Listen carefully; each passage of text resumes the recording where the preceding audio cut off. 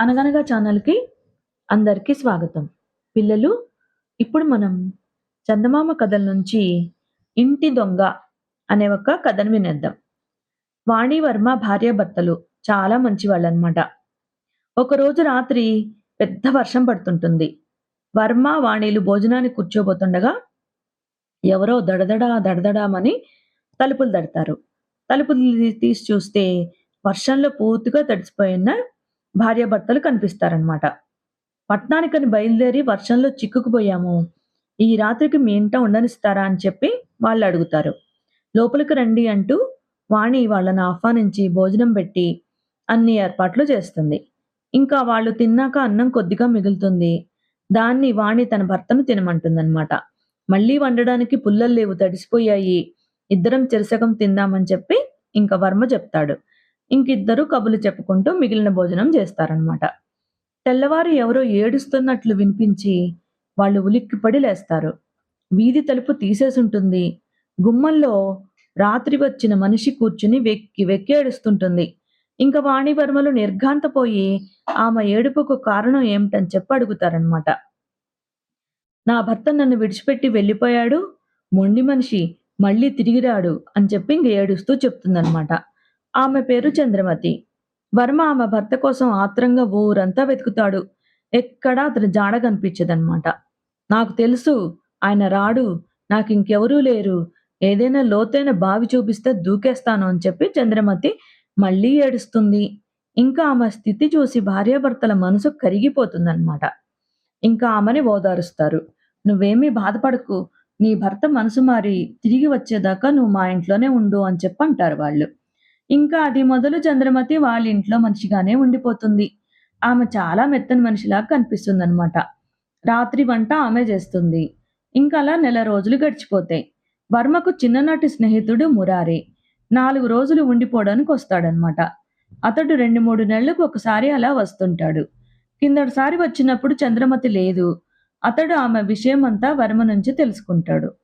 ఇంకా ఆ రాత్రి అందరికీ చంద్రమతే వడ్డిస్తుంది. భోజనం అయ్యాక మురారి వసారాలో మంచం వేసుకొని పడుకుంటాడనమాట. కానీ అతడికి చాలా సేపటి దాకా నిద్ర పట్టదు. అర్ధరాత్రి వేళ నిద్ర పట్టబోతుండగా ఏదో అలికిడై మెలకువ వస్తుంది.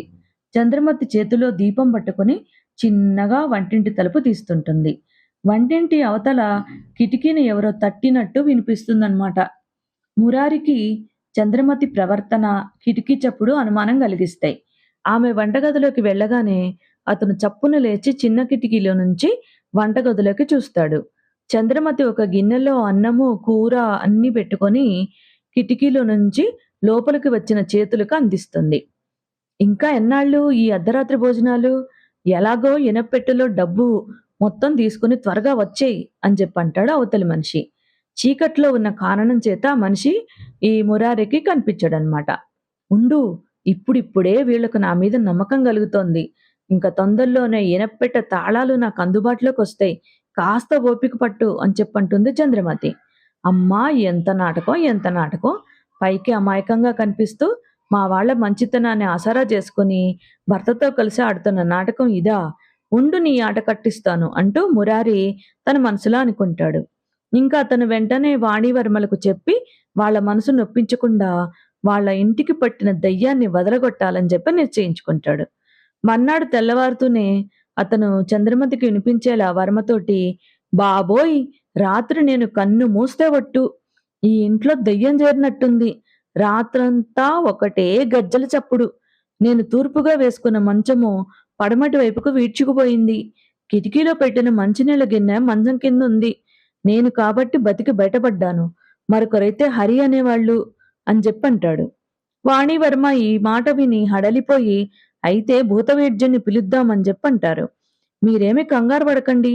ఎటువంటి దయ్యాన్నైనా నేను వదలగొడతాను" అని మురారి వాళ్లకు ధైర్యం చెప్తాడనమాట. ఇంక మర్నాడు రాత్రి అతను బజార్లో కొన్న గజ్జెలు పక్కన పెట్టుకుని అప్పుడప్పుడు చప్పుడు చేస్తుంటాడు. తర్వాత అతను తలగడను మంచం మీద నిలువుగా పెట్టేసి వాటి మీద ఒక దుప్పటి కప్పి పెరటి వైపుకు వెళ్లి వంటింటి కిటికీ చప్పుడు చేస్తాడనమాట. ఇంకా తన భర్తే వచ్చాడనుకొని చాలా సేపటికి ఎలాగో ధైర్యం చేసుకొని చంద్రమతి అన్ని గిన్నెలో ఆహార పదార్థాలన్నీ సర్ది మురారి చేతులకు గిన్నెను అందిస్తుంది. ఇంకా మురారి చప్పున ఇంట్లోకి వచ్చి ఆ గిన్నెను చంద్రమతి మంచం మీద పెట్టి, మంచాన్ని ఇంకో పక్కకు ఈడ్చేసి ఏమీ ఎరగనట్టు తన మంచం మీద పడుకుంటాడు. ఇంక చంద్రమతి గిన్నె కోసం కొంతసేపు చూసి, కిటికీని సమీపించి, బయట తన భర్త జాడ కనిపించక, వంటగది తలుపు మూసి తన గదిలోకి వెళ్లి కెవ్వున కేక పెడుతుంది. ఆ కేకకు వర్మ, వాణి ఉలిక్కిపడి లేచి, ఈ చంద్రమతి దగ్గరకు పరిగెత్తుకుంటూ వస్తారు. అప్పుడే లేచినట్టుగా మురారి కూడా వస్తాడనమాట. ఇంక చంద్రమతి బెదిరిపోయిన గొంతుతో, "దయ్యం ఉన్నమాట నిజమే. నాకు గజ్జెల చప్పుడు ఇనిపించింది. ఆ వైపు ఉన్న మంచం ఈ వైపుకొచ్చింది. దాంతో అదురుకొని లేచాను. ఇదిగో వంటింటిలో ఉన్న ఈ గిన్నె నా మంచం మీదకొచ్చింది" అని చెప్పంటుంది. "భయపడకండి. తొందరలోనే ఈ దయ్యం భర్తం పడతాను" అని చెప్పంటాడు మురారి. 2 రోజుల పాటు అతను రాత్రుళ్ళు గజ్జెల చప్పుడు చేస్తూనే ఉంటాడు. అందుకే తన భర్త వంటింటి కిటికీ చప్పుడు చేస్తున్నా గూడా చంద్రమతి గది విడిచిపెట్టి బయటికి రావడానికి భయపడుతుంది.